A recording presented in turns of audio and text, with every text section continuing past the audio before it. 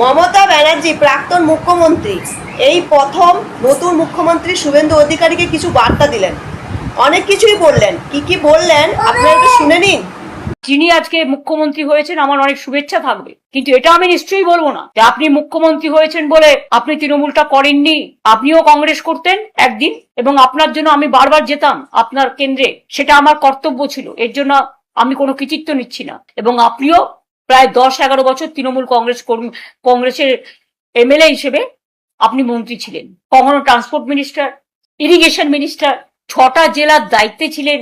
আমি কিন্তু সবটাই জানি। হলদিয়া ডেভেলপমেন্ট বোর্ড থেকে দীঘা ডেভেলপমেন্ট বোর্ড, সবটাই তো আমাদের সরকার আপনাদের দিয়ে চালিয়েছে। তা হঠাৎ আজকে মাত্র 3-4 বছরের মধ্যে যারা সাধু তারা আপনাদের সাথে গিয়ে সাধু হয়ে গেল, আর যারা কোনোদিন কিছু পায়নি, লড়াই করেছে, তাদের পেছনে লেগে রাষ্ট্রীয় সন্ত্রাস করাচ্ছেন। একটা কথা মনে রাখবেন, man poses, god disposes.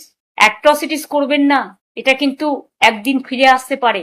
Every action has a reaction. আপনারা যত অ্যাট্রসিটিস করবেন আমরা কিন্তু তত